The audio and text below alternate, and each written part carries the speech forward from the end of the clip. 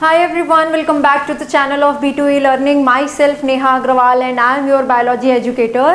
Start करने वाले हैं आज रिप्रोडक्शन यूनिट का. ह्यूमन रिप्रोडक्शन हमने कंप्लीट कर लिया है. Next important chapter that is reproductive health. बेटा आज हम क्या स्टार्ट कर रहे हैं? Reproductive health. ठीक है. Reproductive health again human reproduction के जैसे बहुत ही इंपॉर्टेंट चैप्टर है बेटा रिप्रोडक्टिव हेल्थ. रिप्रोडक्टिव हेल्थ में 4 टॉपिक्स हैं जिससे बार बार कुछ सेम टाइप के क्वेश्चंस पूछे जाते हैं अलग अलग पैटर्न्स पे.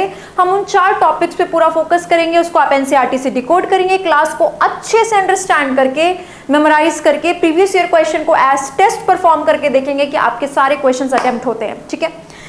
अब अपन इसमें देखो 4 टॉपिक्स पढ़ने क्या वाले हैं रिप्रोडक्टिव हेल्थ. पहले हम ये समझ लें कि बेटा हेल्थ हम आगे ह्यूमन हेल्थ एंड डिजीज में पढ़ेंगे भी. हेल्थ एक बहुत ही ब्रॉड टर्म है जिसके अंदर ओवरऑल हेल्थ का मतलब होता है बहुत सारी तरह की हेल्थ होना. Physical health, mental health, emotional health, social health, जिसमें से फिजिकल हेल्थ में एक हेल्थ आती है बेटा रिप्रोडक्टिव हेल्थ. मतलब रिप्रोडक्टिव हर पर्सन को हेल्दी होना होता है. एंड अगर अनहेल्दी सिचुएशंस हुई तो उसमें कौन से डिजीजेस हो सकते हैं. ठीक है. बट रिप्रोडक्टिव हेल्थ में हमको जो और टॉपिक्स कवर करने हैं वो क्या क्या है? पहला इसके अंदर हम पढ़ेंगे बेटा कॉन्ट्रासेप्टिव मेथड्स. फर्स्ट हम पढ़ने वाले हैं कॉन्ट्रासेप्टिव मेथड्स यानी मेथड्स ऑफ कॉन्ट्रासेप्शन. अभी मैं आपको समझाती हूँ कॉन्ट्रासेप्शन और कॉन्सेप्शन ये सब वर्ड्स क्या होते हैं. दूसरा इंपॉर्टेंट टॉपिक हमको इसके अंदर पढ़ना होता है बेटा MTP medical termination of pregnancy. कि प्रेगनेंसी को इंड्यूस करके अबॉर्शन कैसे कराया जा सकता है. एक तो होता है अपने आप अबॉर्शन हो गया किसी रीजन से और एक होता है इंड्यूस्ड अबॉर्शन मतलब मेडिकली प्रेगनेंसी को टर्मिनेट कराना. And third important topic is infertility कि अगर कोई कपल इनफर्टाइल है मतलब प्रेगनेंसी में कोई प्रॉब्लम आ रही है तो उसका हम आर्ट यानी असिस्टेड रिप्रोडक्टिव टेक्नोलॉजीज होती हैं कुछ टेक्नोलॉजी की हेल्प से उस कपल को कैसे असिस्ट कर सकते हैं, हेल्प कर सकते हैं इन प्रेगनेंसी. ठीक है. And the last important topic is STD. बेटा एसटीडी इसलिए भी बहुत इंपॉर्टेंट है because human health and disease में डिजीज पूछी जाती है. तो सेक्सुअली ट्रांसमिटेड डिजीज आप रिप्रोडक्टिव हेल्थ में पढ़ते हैं कि कैसे सेक्सुअली ट्रांसमिटेड डिजीजेज होने से खुद को बचाया जा सकता है. होने के बाद कौन कौन सी डिजीज हो सकती है, किस किस डिजीज का पॉजिटिव एजेंट का इन्फेक्शन हो सकता है एंड उसके लिए प्रिवेंशन क्या है, क्योर क्या है, ये सारी चीज़ें आती हैं. तो ये इससे रिलेटेड क्वेश्चन आपको डिजीजेज वाले चैप्टर में मतलब ह्यूमन हेल्थ एंड डिजीजेज में भी पूछे जाते हैं इसलिए आपको अच्छे से याद करने. ठीक है. अब हम सबसे पहला टॉपिक लेते हैं अभी कॉन्ट्रासेप्टिव मेथड्स. हम हमारे फर्स्ट इंपॉर्टेंट टॉपिक से स्टार्ट करते हैं as of now. That is first topic जो हमारा है बेटा दैट इज कॉन्ट्रासेप्टिव मेथड्स. ठीक है. रिप्रोडक्टिव हेल्थ का सबसे इंपॉर्टेंट फर्स्ट टॉपिक जिससे क्वेश्चंस पूछे जाते हैं बेटा वो हम पढ़ रहे हैं कॉन्ट्रासेप्टिव मेथड्स. यहाँ पे सबसे पहले हम कुछ टर्म्स समझते हैं. एक टर्म होती है बेटा हमारे पास कॉन्सेप्शन. ठीक है. और एक टर्म होती है हमारे पास कॉन्ट्रासेप्शन. अब ध्यान देना कॉन्सेप्शन अलग है, कॉन्ट्रासेप्शन अलग है. बेटा ये दोनों एकदम अलग अलग सेपरेट टर्म्स हैं कॉन्सेप्शन एंड कॉन्ट्रासेप्शन. कंसेप्शन का मतलब होता है टू कंसीव. टू कंसीव यानी कि प्रेगनेंसी होना. प्रेगनेंसी होना. ठीक है. कंसीव करना, प्रेगनेंसी होना, इसी को कहते हैं कॉन्सेप्शन. कंसीव करना इज कॉन्सेप्शन. ठीक है. कॉन्ट्रासेप्शन एकदम अपोजिट होता है. To not conceive. नॉट मतलब टू अवॉइड प्रेगनेंसी. ठीक है. प्रेगनेंसी ना होना इसको कहते हैं कॉन्ट्रासेप्शन. अच्छा टू अवॉइड प्रेगनेंसी मतलब कि टू अवॉइड कॉन्सेप्शन. कंसीव ना होना, प्रेगनेंसी ना होना यानी कि कॉन्सेप्शन ना होना. तो आप देख रहे हो contraception is to avoid conception. एकदम अपोजिट होते हैं ये दोनों. कंसेप्शन मतलब प्रेगनेंसी होना, कॉन्ट्रासेप्शन मतलब प्रेगनेंसी नहीं होने देना. ठीक है. तो हम इस चैप्टर में उन सारे मेथड्स को पढ़ेंगे बेटा जिन मेथड्स का इस्तेमाल किया जाता है ताकि प्रेगनेंसी ना हो. कोई कपल अगर अभी रेडी नहीं है अपनी मैरिड लाइफ में कि उन्हें प्रेगनेंसी चाहिए तो या फिर उन्हें अपने 2 बच्चों के बीच स्पेसिंग प्रॉपर करनी है तो उसमें वो कॉन्ट्रासेप्टिव मेथड्स कौन कौन से अपना सकते हैं वो हम पढ़ेंगे कि क्या क्या कॉन्ट्रासेप्टिव मेथड्स होते हैं, मतलब कि कौन कौन से मेथड्स हैं for contraception for avoiding pregnancy. ठीक है, अब हम पहले बात करते हैं कि एक आइडियल कॉन्ट्रासेप्टिव कैसा होता है। ठीक है, कॉन्ट्रासेप्शन के लिए हम पढ़ रहे हैं कॉन्ट्रासेप्टिव्स। ठीक है, और हम पढ़ रहे हैं एक आइडियल कॉन्ट्रासेप्टिव कैसा होता है, एक कॉन्ट्रासेप्टिव को कैसा होना चाहिए। देखो, कॉन्ट्रासेप्टिव मेथड मतलब कोई भी मेथड जिससे प्रेगनेंसी ना हो, वो ऐसा मेथड होना चाहिए जो कि यूजर फ्रेंडली हो। ठीक है, यूजर के लिए फ्रेंडली हो, इजीली अवेलेबल हो, मार्केट में इजीली अवेलेबल हो, साथ ही साथ कॉस्ट इफेक्टिव हो, कॉस्ट इफेक्टिव होना चाहिए। एंड बेटा ध्यान देना कि प्रेगनेंसी को अवॉइड करने के लिए जो मेथड इस्तेमाल किए जाते हैं दे शुड नॉट ऑल्टर या should not hamper the natural sexual जो भी एक्ट होता है या फिर जो भी सेक्सुअल बिहेवियर है, लिबिडो। ठीक है, should not interfere with libido यानी कि सेक्सुअल बिहेवियर। ठीक है, किसी भी सेक्सुअल बिहेवियर फीलिंग या एक्ट को हैम्पर नहीं करने वाला कोई मेथड होना चाहिए, तभी वो एक आइडियल कॉन्ट्रासेप्टिव मेथड है। कॉस्ट इफेक्टिव होना चाहिए, इजीली अवेलेबल होना चाहिए और यूजर फ्रेंडली होना चाहिए। बहुत अच्छी बात है अगर इसमें से कोई मेथड ऐसा है जिसके यूसेज से एसटीडी भी ट्रांसमिट ना हो, यानी सेक्सुअली ट्रांसमिटेड डिजीजेस ना हो। ठीक है, तो ये सारी चीजें हो गई। अब एक आइडियल कॉन्ट्रासेप्टिव ऐसा होना चाहिए जो इजीली रिवर्सिबल भी हो। ठीक है, कि मान लीजिए दो बच्चों के बीच में स्पेसिंग चाहिए 3 साल की, बट कपल ने 1.5 साल के बाद डिसाइड किया कि उन्हें नेक्स्ट बेबी प्लान करना है, या पहले फर्स्ट बेबी में उन्होंने सोचा था 4 साल के बाद वो अपनी फैमिली प्लानिंग कर रहे हैं, बट वो अब 3 साल के बाद ही करना चाहते हैं। तो जो भी कॉन्ट्रासेप्टिव मेथड है वो अपना उसका इफेक्ट रिवर्सिबल होना चाहिए, इरिवर्सिबल नहीं होना चाहिए। ये हम बात करें एक आइडियल कॉन्ट्रासेप्टिव कैसा होना चाहिए। हर किसी में कुछ ना कुछ प्लस, किसी में कुछ प्लस और कुछ माइनस आपको कैरेक्टरिस्टिक मिलेंगे, बट हम तो एक आइडियल कॉन्ट्रासेप्टिव की बात कर रहे हैं कि सेक्सुअल बिहेवियर के साथ भाई इंटरफेयर ना करे और उसका इफेक्ट जो है रिवर्सिबल हो, कॉस्ट इफेक्टिव हो, इजीली अवेलेबल हो और यूजर फ्रेंडली हो, और उस मेथड के कम से कम साइड इफेक्ट्स हो। तो हम तो आइडियल लिख रहे हैं तो हम बोलेंगे उसके साइड इफेक्ट्स ना हो, उसको यूज करने से एसटीडी ना हो जाए, तो सारी चीजें साइड इफेक्ट नहीं होने चाहिए उसके। ये सारा हम एक आइडियल कंडीशन लिख रहे हैं। ठीक है, चलो आइडियल कंडीशन लिख ली, पर अब हम बात करेंगे कि कौन कौन से कॉन्ट्रासेप्टिव मेथड होते हैं। पहले मैं आपको एक पेज पे सारे मेथड के नाम लिख के ये याद करा देती हूँ कि कौन कौन सा मेथड मतलब आप किस कैटेगरी के अंदर रखेंगे, जो कि one of the direct questions होता है इस चैप्टर के अंदर। तो पहले वो याद करते हैं, फिर हम एक एक करके सारे मेथड्स के बारे में पढ़ेंगे। ठीक है, आप बस साथ में, इतनी बार बोलने का यही रीज़न है कि आप बस साथ में चीज़ों को याद करते जाना। ठीक है, मैं इसी पेज पे आपको पहले याद कराती हूँ कि कौन कौन से मेथड होते हैं। ठीक है, कौन कौन से मेथड होते हैं।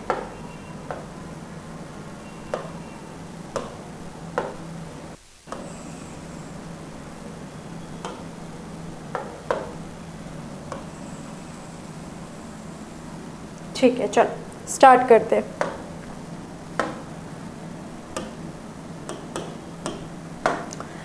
कॉन्ट्रासेप्टिव मेथड की कुछ कैटेगरीज होती हैं बेटा, जिसमें से फर्स्ट कैटेगरी आती है आपकी नेचुरल मेथड। ठीक है, एक कैटेगरी आती है नेचुरल मेथड। नेचुरल मेथड का मतलब है इसमें कोई भी बैरियर यूज नहीं किया गया है मेल और फीमेल गैमीट्स के फ्यूजन को रोकने के लिए, एंड बॉडी फ्लूइड की मिक्सिंग एज यूजुअल होगी ड्यूरिंग इंसेमिनेशन कॉपुलेशन।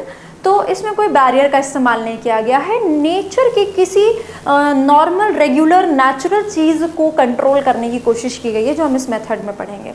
अच्छा बेटा, अगर प्रेगनेंसी को अवॉइड करना है बट सेक्सुअल बिहेवियर या सेक्सुअल एक्ट को हैम्पर नहीं करना है, मतलब किसी ना किसी चीज़ को टारगेट करना पड़ेगा। आप देखो किस चीज़ को टारगेट कर सकते हो, जो कि आप अभी पढ़ोगे डिफरेंट डिफरेंट मेथड में कि उस मेथड के काम करने के पीछे प्रिंसिपल क्या है।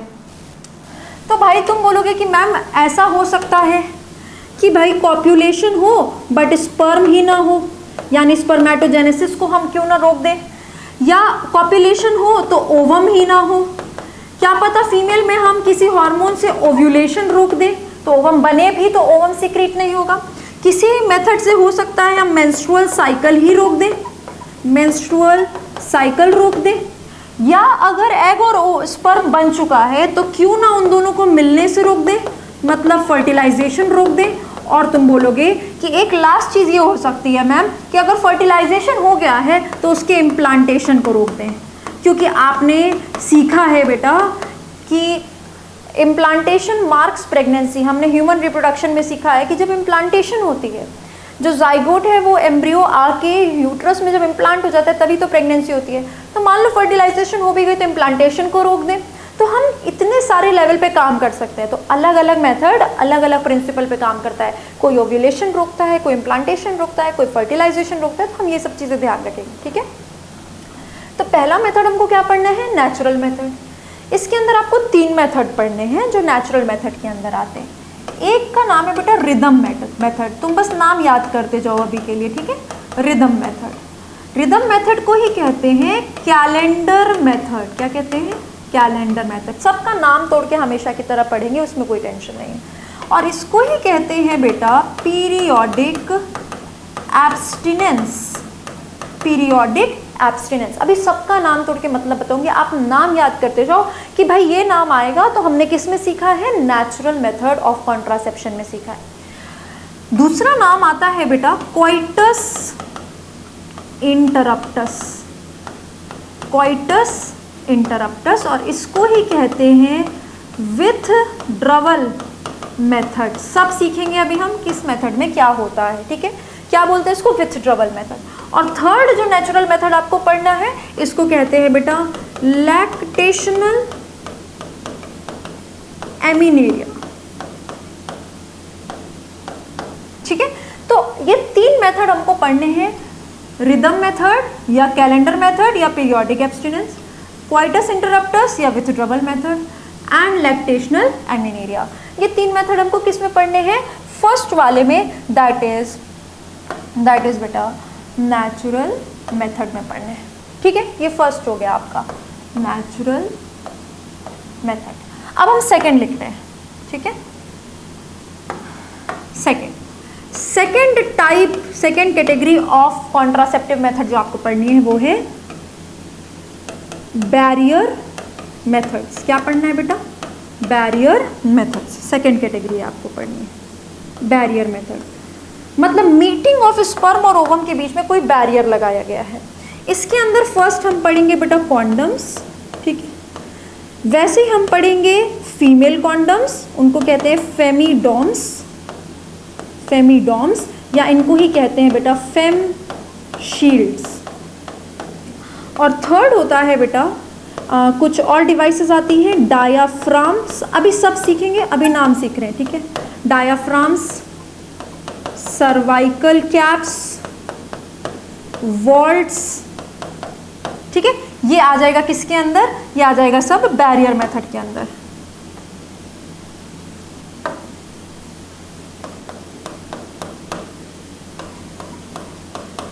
वॉल्ट्स, ठीक है। ये हो गया सेकेंड आपका बैरियर मेथड। अभी अब थर्ड नंबर करते हैं, थर्ड वाला करते हैं। थर्ड कैटेगरी जो हमको पढ़नी है कॉन्ट्रासेप्टिव मेथड्स की, दैट आर कॉन्ट्रासेप्टिव या ओरल पिल्स, ठीक है। मेडिसिन के बारे में पढ़ना है, ये अपनी थर्ड कैटेगरी हो गई बेटा जो हम पढ़ेंगे, ठीक है। इसके अंदर हम 2 तरह की पिल्स पढ़ेंगे, एक मिनी पिल्स के बारे में पढ़ेंगे और एक कॉम्बिनेशन पिल्स के बारे में पढ़ेंगे, और इसी में आपको एक और पिल्स भी पढ़ाएंगे। अभी ये जब हेडिंग करेंगे तब इसके बारे में बताऊंगे, कॉन्ट्रासेप्टिव पिल्स, ठीक है। ये थर्ड हो गया आपका। अब फोर्थ आते हैं, ठीक है। फोर्थ मेथड लिखते हैं बेटा, fourth method is IUD। IUD की फुल फॉर्म होती है intra uterine device, intra uterine device, या इसको ही कहते हैं IUCD, मतलब आप लिख सकते हैं इंट्रा यूटराइन कॉन्ट्रासेप्टिव डिवाइस, या तो इंट्रा यूटराइन डिवाइस या इंट्रा यूटराइन कॉन्ट्रासेप्टिव डिवाइस, ठीक है। ये तीसरे तरह fourth type of contraceptive method है जो हमको पढ़ना है। इसके अंदर हम क्या क्या पढ़ेंगे, इसके अंदर हम 3 टाइप के IUDs पढ़ेंगे, इनके तो हम टाइप्स पढ़ेंगे, इसके अंदर अलग अलग मेथड नहीं, जैसे नेचुरल मेथड के अंदर अलग अलग 3 मेथड पढ़ रहे हैं, फिर बैरियर मेथड में तो हम अलग अलग तरह के बैरियर्स पढ़ रहे हैं, कॉन्ट्रासेप्टिव पिल्स में 2 टाइप की पिल्स पढ़ रहे हैं, ये टाइप्स हैं, ठीक है, ये टाइप्स हैं। ये बैरियर मेथड की ऐसा समझ लो कि ये सब बैरियर मेथड की एग्जाम्पल्स हैं, ये सब बैरियर मेथड की एग्जाम्पल्स हैं, बैरियर्स के एग्जाम्पल्स हैं, पर ये सारे अलग अलग मेथड हैं जो नेचुरल मेथड में आते हैं। और IUD के अंदर हम टाइप्स पढ़ेंगे, टाइप्स, एक होता है आपका इनर्ट IUD, एक होता है आपका कॉपर बेस्ड IUD, और एक होता है बेटा आपका हार्मोनल IUD, ठीक है। ये टेबल हम इसलिए बना रहे हैं क्योंकि हम अभी एंड में करेंगे कि इस टेबल से ही आपको कितने अच्छे से अपनी कॉपी में एक फ्लैश कार्ड जैसा बनाना है, जिससे आपके बहुत सारे क्वेश्चन एंड में सिर्फ इसको रिवाइज करके इस टेबल से ही सॉल्व हो जाएंगे, ठीक है। बायोलॉजिकली इनर्ट लिख सकते हैं इसको, सिर्फ इनर्ट की जगह।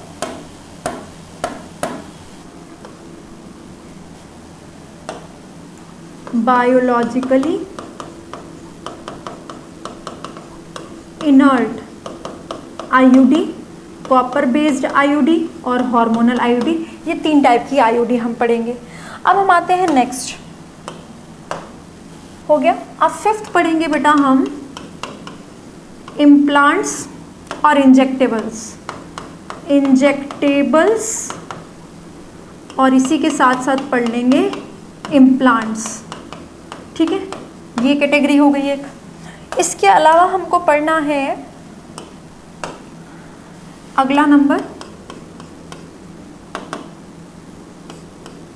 देखो क्या क्या हो गया, नेचुरल मेथड, बैरियर मेथड, फिर मान लो IUD, फिर ओरल पिल्स, इंजेक्टेबल्स, इम्प्लांट्स हो गया, ठीक है। इसके अलावा हमको पढ़ना है सर्जिकल मेथड, सर्जिकल मेथड, ध्यान से सुनना बेटा, सर्जिकल मेथड को ही कहते हैं टर्मिनेशन मेथड, टर्मिनेशन मेथड, और इसको ही कहते हैं स्टरिलाइजेशन मेथड, स्टरिलाइजेशन मेथड। इस मेथड के अंदर हम 2 मेथड पढ़ेंगे, एक पढ़ेंगे वासेक्टोमी, एक पढ़ेंगे ट्यूबेक्टोमी, ठीक है, ये दोनों हो गया इसके अंदर। और लास्ट हम पढ़ेंगे बेटा, लास्ट हम पढ़ेंगे 8th पोस्ट कोइटल या एमरजेंसी मेथड। अभी सबको एक्सप्लेन करूंगी, बस अभी नाम लिख रहे हैं, ठीक है, पोस्ट कोइटल या फिर एमरजेंसी मेथड, ठीक है। ये हो गया आपका सर्जिकल मेथड, ठीक है, एक हो गया इंजेक्टेबल्स, इम्प्लांट्स, ठीक है। तो ये सारे मेथड हमको एक एक करके पढ़ने हैं। अब एक एक करके आपको स्टार्ट कराऊंगी, आप एक बार देख लीजिए, natural method, barrier method, IUD, oral contraceptive, injectable, implant, surgical method and post coital method, ये सारे मेथड हमको पढ़ने हैं, ठीक है। ये हमने नाम किया, अब हम एक एक करके स्टार्ट करेंगे। जैसे हमने नेचुरल मेथड लिखा, फिर हम इसका एक एक करके मेथड लिखेंगे, फिर हम लिखेंगे कि भाई इसमें कोई ये STD को प्रिवेंट करते हैं या नहीं करते, इनका साइड इफेक्ट होता है या नहीं होता, ये रिवर्सिबल होते हैं या नहीं होते, ठीक है। तो ये सारी चीज़ें हम एक एक करके अब पढ़ेंगे। चलो फर्स्ट मेथड स्टार्ट करते हैं बेटा, नेचुरल मेथड। इसमें कोई बैरियर यूज़ नहीं किया जा रहा, कोई हार्मोन यूज़ नहीं किया जा रहा, कोई सर्जरी यूज़ नहीं की जा रही, ये किसी न किसी नेचुरल फिनोमेना पर प्रिंसिपल लगा रहे हैं हम, और इसीलिए इसके एज सच कोई साइड इफ़ेक्ट्स नहीं होते, और ये सब रिवर्सिबल होते हैं बेटा, रिवर्सिबल होते हैं, कोई दिक्कत नहीं है। बट बेटा इनकी सक्सेस रेट कम होती है, फेलियर रेट ज़्यादा होती है क्योंकि कोई बैरियर का यूज़ नहीं किया गया, कोई ओव्यूलेशन को नहीं रोका गया, मेंस्ट्रुअल साइकिल को नहीं रोका गया, स्पर्म के बनने को नहीं रोका गया। तो नेचुरली अगर हम कॉन्ट्रासेप्शन ट्राई करेंगे तो फेलियर रेट ज़्यादा होती है, फेलियर रेट इज हाई, यानी सक्सेस रेट इज लो। ठीक है, आप कंपेयर करते चलेंगे थोड़ा थोड़ा ब्रेन में, लास्ट में आपको टेबल बनानी है इससे रिलेटेड। अब फेलियर रेट हाई है एंड क्योंकि किसी बैरियर का यूज नहीं किया गया है इसीलिए can not prevent STD, sexually transmitted diseases को एक डिजीज्ड पर्सन से, इन्फेक्टेड पर्सन से हेल्दी पर्सन में जाने से ये रोकता नहीं है बेटा, ट्रांसमिट होने से नहीं रोकता, कम्युनिकेट होने देता है, क्योंकि बॉडी फ्लूइड के मिक्सिंग होगी ड्यूरिंग कॉपुलेशन, ड्यूरिंग इंसेमिनेशन, क्योंकि कोई भी बैरियर्स का यूज नहीं किया गया है। ठीक है, नेचुरल मेथड में। अब इसके अंदर मैं एक एक करके आपको पहले मेथड बता दूँ तो आप सब रिलेट करते जाएंगे। चलिए, पहला मेथड लिख रहे हैं इसके अंदर, पीरियोडिक एब्स्टिनेंस, है ना। अब नाम को तोड़ो, एब्स्टिनेंस मतलब बेटा अवॉइड करना, एब्सेंट होना। पीरियड मतलब किसी पर्टिकुलर पीरियड की बात कर, और ये बात कर रहे हैं बेटा फर्टाइल पीरियड की। कौन से पीरियड की? फर्टाइल पीरियड में क्या अवॉइड करना है? कोइटस यानी कि कॉपुलेशन अवॉइड करना है, सेक्सुअल मेटिंग का एक्ट अवॉइड करना है। सिंपल सा एक लॉजिक लगाया है इसमें कि जो फीमेल की फर्टाइल पीरियड होती है, बता दो जरा कब से कब तक होती है, आपने सीखी हुई है। फीमेल की फर्टाइल पीरियड होती है बेटा एक नॉर्मल मेंस्ट्रुअल साइकिल जो 28 टू 29 डेज की चलती है, उसमें हम पढ़ते हैं कि 10th to 17th day of menstrual cycle जो होता है वो काफ़ी फर्टाइल होता है, जिसमें फर्टिलाइजेशन के चांसेस बहुत ज़्यादा होते हैं, उसी को हम फर्टाइल पीरियड कहते हैं। अगर जब फर्टिलाइजेशन के चांसेस ज़्यादा हैं उस टाइम पर कोइटस या कॉपुलेशन या सेक्सुअल इंटरकोर्स यानी सेक्सुअल मेटिंग के एक्ट को अवॉइड किया जाएगा, यानी उस टाइम में अगर स्पर्म डिपॉजिट नहीं होगा तो ओवम आएगा तो भी फर्टिलाइज नहीं होगा तो प्रेगनेंसी नहीं होगी, सिंपल। ठीक है, जब फर्टिलाइजेशन चाहिए तो कोइटस इस समय में होना चाहिए, अगर फर्टिलाइजेशन नहीं चाहिए, प्रेगनेंसी नहीं चाहिए तो कोइटस को इसी टाइम में अवॉइड करना है, दैट्स इट। ठीक है, तो इसी को हम कहते हैं पीरियोडिक एब्स्टिनेंस, और इसीलिए तो इसको कैलेंडर मेथड कहते हैं बेटा। कैलेंडर मेथड इसीलिए तो कहते हैं क्योंकि मेंस्ट्रुअल साइकिल, कौन सा कैलेंडर? कैलेंडर नॉर्मल होता है डेट्स वाला वो नहीं, मेंस्ट्रुअल साइकिल का कैलेंडर, हर फीमेल का जो मेंस्ट्रुअल साइकिल का कैलेंडर होता है। और रिदम मेथड भी इसीलिए कहते हैं इसको क्योंकि एक रिदम मतलब एक पीरियड पर ये मेथड अप्लाई होता है, एक रिदम में ये मेथड अप्लाई होता है, इसीलिए इसको रिदम मेथड भी कहते हैं, सिंपल। तो ये अब तुम ये जानते ही मुझे ये बता सकते हो कि हाँ इसमें प्रिंसिपल क्या लगा है, बताओ इसमें क्या प्रिंसिपल लगाया हमने। एग तो बन ही रहा है, स्पर्म तो बन ही रहा है, पर फर्टिलाइजेशन नहीं हुई, फर्टिलाइजेशन नहीं हुई। ठीक है, फर्टिलाइजेशन को प्रिवेंट किया गया है, टारगेट किया गया है, फर्टिलाइजेशन इज प्रिवेंटेड। कैसे फर्टिलाइजेशन को प्रिवेंट किया गया है कि भाई जब एग के होने के चांसेस हैं तब स्पर्म आए ही नहीं, कॉपुलेशन हो ही नहीं, तो क्या हो जाएगा? फर्टिलाइजेशन नहीं होगा। ठीक है, पर किसी भी और बैरियर का यूज नहीं किया गया है, यानी कि बॉडी फ्लूइड की मिक्सिंग होगी, यानी कि कैन नॉट प्रिवेंट एसटीडी, कोई भी नेचुरल मेथड एसटीडी प्रिवेंट नहीं करता, तो अलग से आप इसमें भी लिख सकते हैं do not prevent STD. But अब क्या होता है कि 10th टू 17th डे हम एक आइडियल कंडीशन में लेते हैं, ओव्यूलेशन के डेज इधर उधर हो सकते हैं, जो ना पता होने पे अगर कॉपुलेशन हुआ इसके किसी और दिन भी, इन दिनों के किसी और दिन भी पर एग रहा तो फर्टिलाइजेशन हो सकता है, इसीलिए हम बोलते हैं इसके failure rate, failure chances are high. बिल्कुल सही बात है, ये तो हम वैसे भी यहाँ लिख चुके हैं। ठीक है, तो इसके अलग से भी लिख सकते हैं इस मेथड के अंदर कि हाँ फेलियर चांसेस आएंगे। किसी हार्मोन का कोई इस्तेमाल नहीं हुआ है, नो हार्मोन्स आर इन्वॉल्व, इस मेथड में कोई हार्मोन इन्वॉल्व नहीं है। नीट के क्वेश्चंस हैं, अच्छे से एक एक पॉइंट अगर मैम आपके लिए लिख रही है मतलब दैट इज इम्पॉर्टेंट, तो आप ध्यान देंगे क्योंकि आप जब क्वेश्चन सॉल्व करेंगे और इतने सारे नाम आपको एक साथ बॉक्स में मिलेंगे तो आपको उसमें यही वाली लाइनें प्रॉपर करेक्टली सॉल्व करने में हेल्प करेंगी। ठीक है, वरना आप सोचो ना, वरना मैं ये सारी लाइनें दोबारा क्यों लिखती, क्योंकि आपको अलग से इसमें याद होना बहुत ज़रूरी है। पता है मुझे कि आपको दिख रहा है इसमें कोई हार्मोन से क्वेश्चन बनेगा किसी तरह से, आप प्रीवियस ईयर क्वेश्चन सॉल्व करें आपको दिखेगा, इसीलिए आप लिखेंगे नो हार्मोन्स आर इन्वॉल्व। मैं जब आलस नहीं कर रही हूँ लिखने में तो आपको तो बिल्कुल ही नहीं करना है, सब कुछ अपनी कॉपी में अपनी हैंडराइटिंग में लिखिए। बायोलॉजी के नोट्स अपनी हैंडराइटिंग में, अपनी कॉपी में, अपने तरीके से, अपना डायग्राम खुद से बनाना बहुत इंपॉर्टेंट है।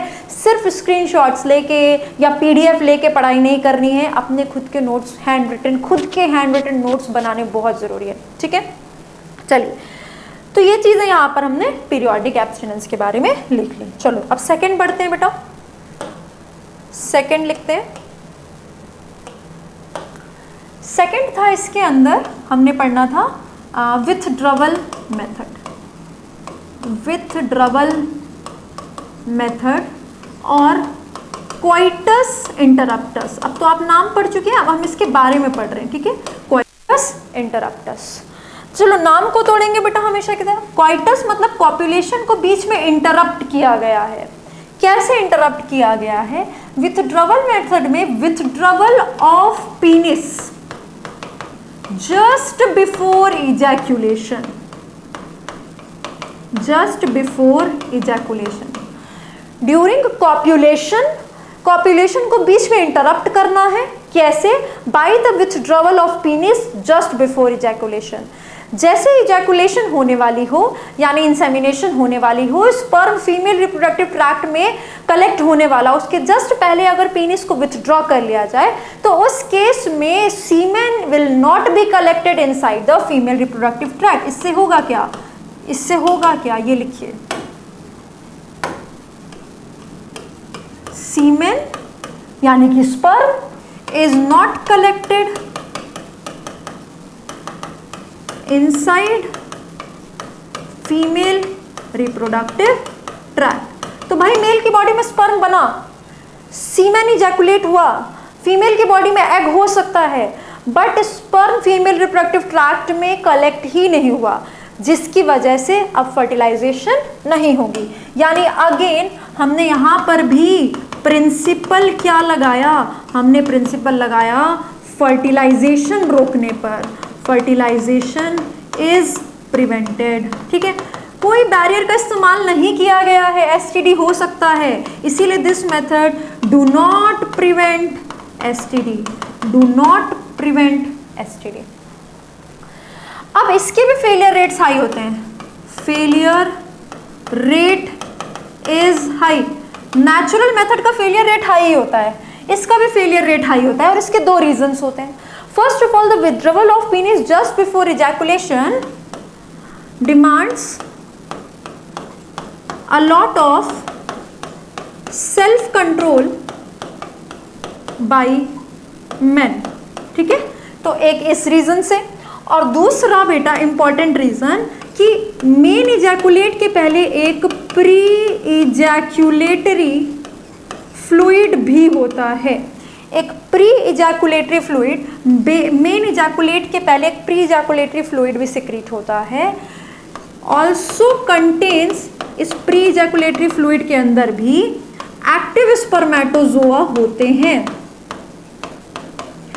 मेन इजैकुलेट के पहले एक प्री इजैकुलेटरी फ्लूइड आता है, उस थोड़े से फ्लूइड में भी एक्टिव स्पर्मेटोजोआ होते हैं। वैसे तो फर्टिलाइजेशन होने के लिए मेन इजैकुलेट में 200 से 300 मिलियन स्पर्म होने चाहिए, जिसमें से 60% की शेप और साइज सही होनी चाहिए। जिस शेप और साइज सही वाले में से 40% की मोटिलिटी अच्छी होनी चाहिए, तब जाके एक नॉर्मल फर्टिलिटी होती है। बट स्टिल बेटा इसके अंदर भी एक्टिव स्पर्मेटोजोआ होते हैं, हो सकता है इसमें से कोई एक स्पर्म जाके फर्टिलाइजेशन कर दे और इसीलिए इसकी फेलियर रेट हाई होती है, ठीक है। तो ये होता है आपका second method, that is withdrawal method. Again यहाँ पर कोई हॉर्मोन्स इन्वॉल्व नहीं है, नो हॉर्मोन्स आर इन्वॉल्व, ठीक है। डन यहाँ तक? कोई हार्मोन्स नहीं है, कोई हार्मोन्स नहीं है, फेलियर रेट हाई है, सक्सेस रेट कम है, एसटीडी को प्रिवेंट नहीं करते हैं। अब नेक्स्ट मेथड करेंगे, एक पेज पे कोशिश करते हैं आपका नेचुरल मेथड वाला जो पार्ट है वो कंप्लीट हो जाए, ठीक है। चलिए थर्ड मेथड पढ़ेंगे अब बेटा, lactational amenorrhoea. Third method is lactational amenorrhoea. ठीक है, अब देखो इसको तोड़ो।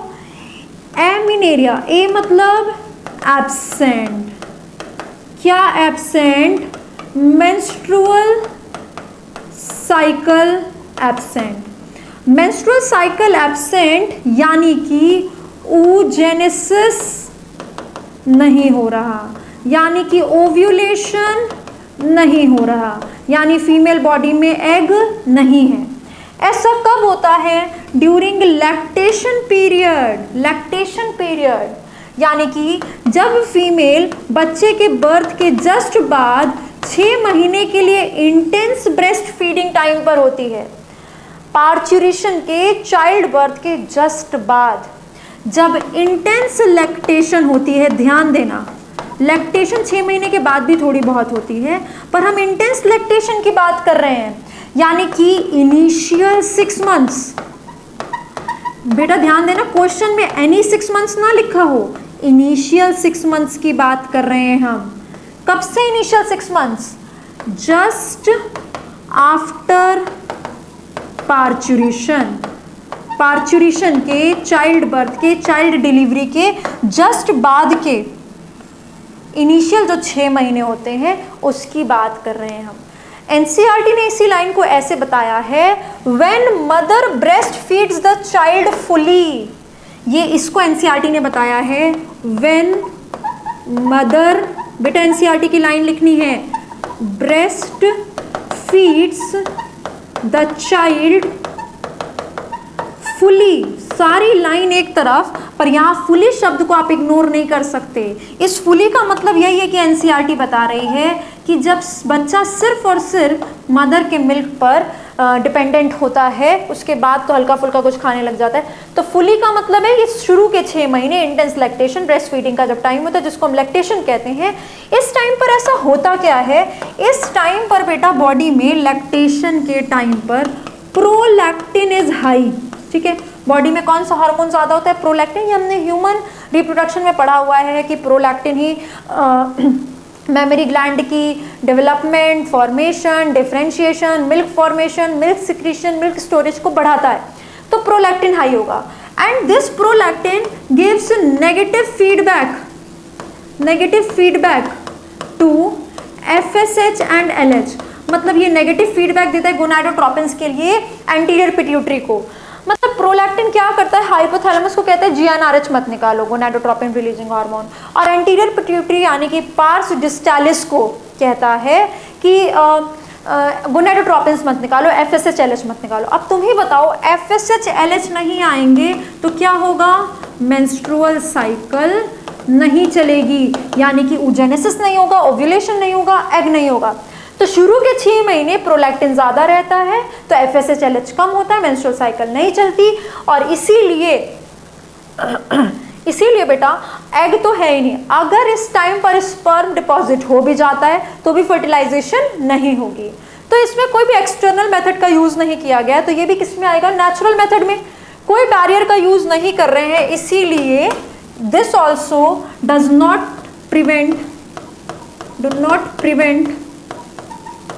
STD। पर अब इसमें एक इंपॉर्टेंट चीज, हार्मोन का रोल है, role of hormone is involve.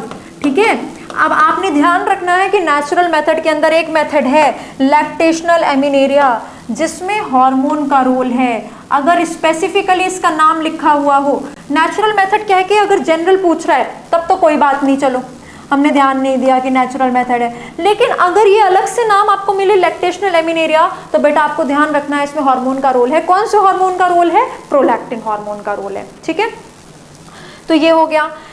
और इसमें इन तीनों के कंपैरिजन में ध्यान से सुनो, ऐसे तो नेचुरल मेथड्स में फेलियर रेट इज हाई, पर इन तीनों के कंपैरिजन में इसमें फेलियर रेट कम होती है, क्योंकि 6 महीने के लिए एग होता ही नहीं। तो उस टाइम पर अगर पॉपुलेशन होती है, स्पर्म आता भी है, तो भी फर्टिलाइजेशन नहीं होगी, सेफ पीरियड होता है। ठीक है, so this is all about natural method, जो आपको अच्छे से याद करना है और फिर अपने क्वेश्चंस को सॉल्व करना है।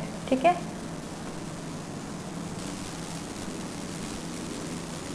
आप इसको नोट कर लेंगे। चलिए, अब हमने ये फर्स्ट मेथड कर लिया, एक बार स्क्रीनशॉट ले लीजिए फटाफट से। एक पेज पे हमने ये वाला काम कर लिया, अब हमने ये वाला मेथड कर लिया, कहाँ गया, नेचुरल मेथड कर लिया बेटा। हम नेक्स्ट मेथड करेंगे बैरियर मेथड, ठीक है। अब हम एक पे करेंगे barrier method. Second method is barrier method, मतलब कोई ना कोई बैरियर का इस्तेमाल हो रहा है, किसके बीच में, between meeting of sperm and ovum, ठीक है। एक barrier is used between meeting of sperm and ovum. देखो इसमें क्या किया था हमने, फर्टिलाइजेशन को रोका, इसमें भी फर्टिलाइजेशन को रोका, और इसमें हम तो कुछ नहीं कर रहे, लेकिन जो भी नेचुरल मेथड से हो रहा है, हो क्या रहा है बेटा, फर्टिलाइजेशन तो नहीं होगा बट उसके पहले का ही प्रोसेस रुक गया है, that is ovulation is prevented, ovulation रुक गया है। देखो हमने बात की थी ना यहाँ पे कि या तो स्पर्म ना बने और या तो ओवम ना बने, या ओव्यूलेशन ना हो या मेंस्ट्रुअल साइकिल ना हो, ये सब एक ही साथ आ जाते हैं। तो ये हम या तो प्रिवेंट करें या स्पर्म के बनने को प्रिवेंट करें, और ये दोनों बन चुके तो फर्टिलाइजेशन को प्रिवेंट करें। तो हमने इसमें फर्टिलाइजेशन को रोका तो इम्प्लांटेशन नहीं होगी, इसमें फर्टिलाइजेशन को रोका तो इम्प्लांटेशन नहीं होगी, पर इसमें हमने ओव्यूलेशन को ही रोक दिया। ऑब्वियसली ओव्यूलेशन रुका है तो फर्टिलाइजेशन नहीं होगी, इम्प्लांटेशन नहीं होगी, पर हमने टारगेट कहाँ पर किया, इसमें टारगेट कहाँ पर हुआ है बेटा, ओव्यूलेशन पे, कि ओव्यूलेशन ही नहीं हुई तो ऑब्वियसली फर्टिलाइजेशन नहीं होगी, ठीक है। तो अब नेक्स्ट मेथड पे आते हैं कि meeting of sperm and ovum को रोका जा रहा है, यानी कि प्रिंसिपल क्या लगा रहे हैं, स्पर्म और ओवम बन चुके हैं और उनके मिलने को रोका जा रहा है टू प्रिवेंट फर्टिलाइजेशन। यानी इन सब में क्या प्रिंसिपल फॉलो हो रहा है, टू प्रिवेंट फर्टिलाइजेशन, ठीक है। इन जनरल हम बोल सकते हैं कि बैरियर मेथड में क्योंकि बैरियर है और स्पर्म और ओवम नहीं मिल रहे, तो शायद बॉडी फ्लूइड की मिक्सिंग नहीं हो रही, इसीलिए स्पर्म और ओवम नहीं मिल रहे क्योंकि बीच में एक बैरियर है, तो दे प्रिवेंट एसटीडी। यही इनकी खास बात है जो बाकी मेथड्स से इसको अच्छा बनाती है, एसटीडी प्रिवेंट करती है। अगर आपको बैरियर मेथड पूछा जाता है तो, क्योंकि अभी हम इसके अंदर अलग अलग बैरियर्स पढ़ेंगे और उसमें पढ़ेंगे कौन सा एसटीडी प्रिवेंट करता है और कौन सा नहीं करता, ठीक है, तो वो अभी हम इसके अंदर पढ़ेंगे। बैरियर मेथड बेटा नेचुरल मेथड के कंपैरिजन में सक्सेस रेट इसकी बहुत अच्छी होती है, नेचुरल मेथड की तो सक्सेस रेट खराब होती है, इसकी सक्सेस रेट इज हाई, यानी फेलियर रेट बहुत कम है इसकी, बैरियर मेथड की failure rate is low and success rate is high. ध्यान देना, हमने यहाँ पर लिखा था फेलियर रेट इज हाई यानी सक्सेस रेट इज लो, और यहाँ पर हम लिख रहे हैं सक्सेस रेट इज हाई, या आप लिख सकते हैं फेलियर रेट इज लो, एक ही बात, ठीक है। चलिए अब बात करते हैं इसकी रिवर्सिबिलिटी की, तो इजीली रिवर्सिबल है, जब भी बैरियर का यूज होगा तब फर्टिलाइजेशन नहीं होगा, जब फर्टिलाइजेशन चाहिए तब बैरियर का यूज नहीं हो, ठीक है। सिमिलरली इसमें जिस मंथ में फर्टिलाइजेशन नहीं चाहिए ये मेथड अपनाया जाए, वरना ना अपनाया जाए तो रिवर्सिबल है, ये भी रिवर्सिबल है, ये 6 महीने के लिए रिवर्सिबल नहीं है, उसके बाद रिवर्सिबल हो जाएगा, ठीक है। रिवर्सिबिलिटी भी हम थोड़ी ध्यान देते रहे, success rate, failure rate, STD, इसके बारे में हमको थोड़ा थोड़ा ध्यान रखना है। चलिए अब फर्स्ट इसके अंदर पढ़ते हैं। फर्स्ट आता है बेटा इसके अंदर कॉन्डम्स, ठीक है। देखिए मैं तीनों नाम एक साथ लिख देती हूँ।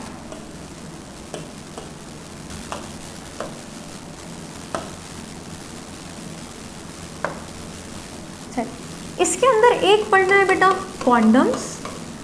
अगर सिर्फ कॉन्डम्स शब्द का इस्तेमाल किया गया है मतलब मेल कॉन्डम्स की बात की जा रही है, कुछ फीमेल कॉन्डम्स भी आते हैं मेल कॉन्डम्स की तरह, तो फीमेल कॉन्डम्स को ही कहते हैं बेटा फेमीडॉम्स या फेम शील्ड्स लग जाती हैं फीमेल रिप्रोडक्टिव ट्रैक्ट में, जिससे बैरियर का काम करती हैं वो, और ये कौन सी हो जाएंगी, यूज्ड बाय फीमेल्स, ऑब्वियसली लगा ही हुआ है इसमें, ठीक है, फीमेल लगा हुआ है, फेमीडॉम्स में फेमी लगा हुआ है, तो ये कॉन्डम्स हम अगर कुछ लगा नहीं रहे आगे मतलब मेल कॉन्डम्स की बात कर रहे हैं, वैसे फीमेल कॉन्डम्स होते हैं।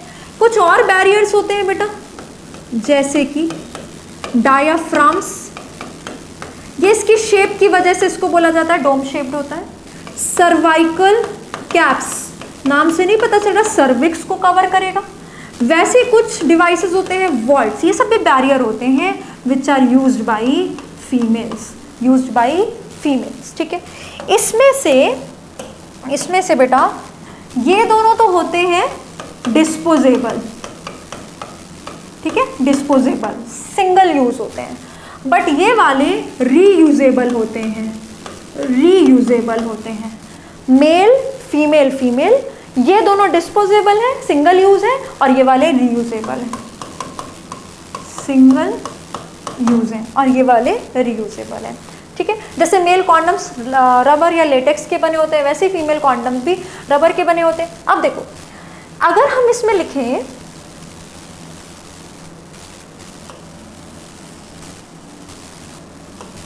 एक तो ये बात हो गई, अब हम इसमें लिखेंगे male condoms and female condoms. जैसे male condoms is covers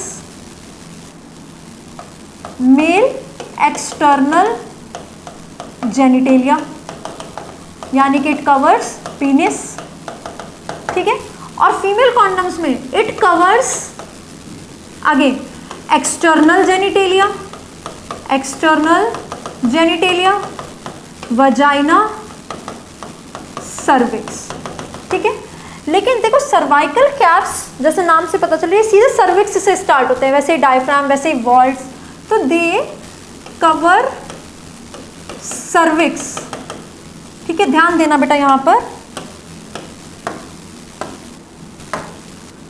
external genitalia ये अलग से लिख रहे हैं हम, क्योंकि इससे आपका एक क्वेश्चन फंसेगा प्रीवियस ईयर का, वो आपको सॉल्व करना है, ध्यान दे के बात को। पर external genitalia and vagina are not covered, ठीक है। यानी कि एक्सटर्नल जेनिटेलिया और वजाइना कवर्ड नहीं है, तो बॉडी फ्लूइड्स की मिक्सिंग होगी, बॉडी फ्लूइड्स की मिक्सिंग सर्विक्स से नहीं होगी, वहां पर लगा हुआ है बैरियर, तो बॉडी फ्लूइड्स की मिक्सिंग होगी, यानी कि बेटा it can lead to STD.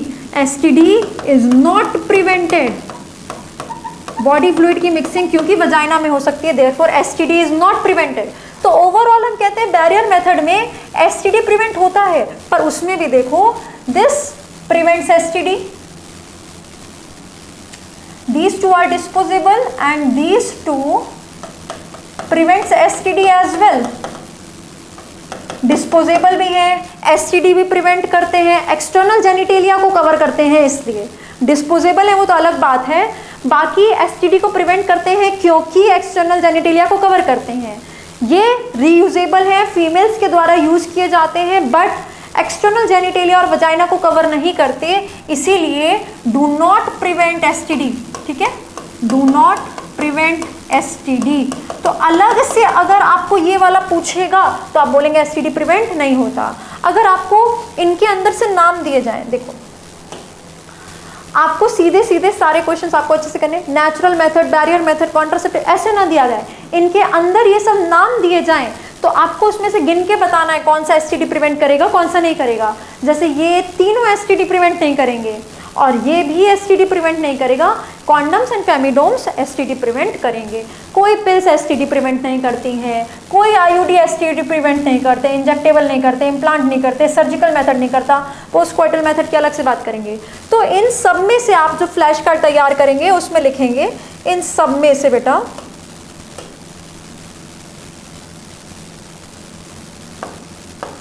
जितने भी नाम यहाँ पर लिखे हुए हैं उसमें से एसटीडी प्रिवेंट करने वाले बस यही दोनों हैं, बस यही दोनों हैं, अरे बस यही दोनों हैं जो एसटीडी प्रिवेंट करते हैं।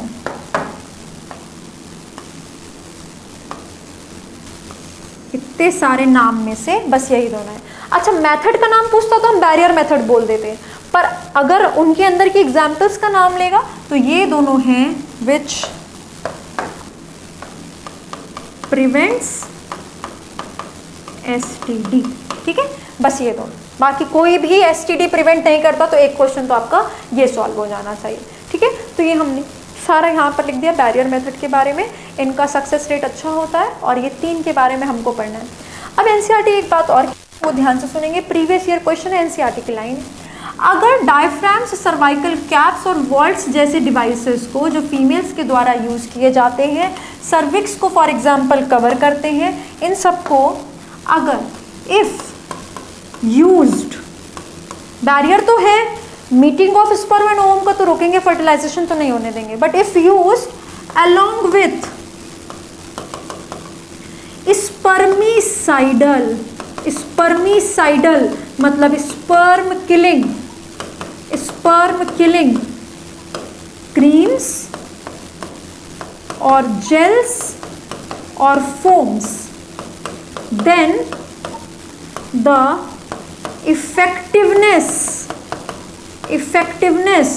of contraception is increased। ध्यान से सुनो बेटा, ऐसे तो ये बैरियर मेथड है ही, ठीक है, इनके साथ साथ, इन डिवाइसेस के साथ साथ अगर फीमेल रिप्रोडक्टिव ट्रैक्ट में स्पर्मिसाइडल क्रीम या जेल या फोम का इस्तेमाल किया जाए कि जो स्पर्म आ भी रहा है, वैसे तो उनकी मीटिंग नहीं होगी, बीच में बैरियर है, बट जो स्पर्म इंसेमिनेशन के बाद आ भी रहा है वो क्रॉस तो नहीं कर सकता बैरियर को, बैरियर्स में वो कलेक्ट हो जाएगा, बट स्टिल अगर कोई स्पर्म मान लीजिए पहुंचता भी है आगे, तो कुछ क्रीम्स हो सकती हैं, जेल्स हो सकते हैं, फोम्स हो सकते हैं जो उस स्पर्म को भी मार देंगे, तो और ज़्यादा इफेक्टिवनेस बढ़ जाएगी।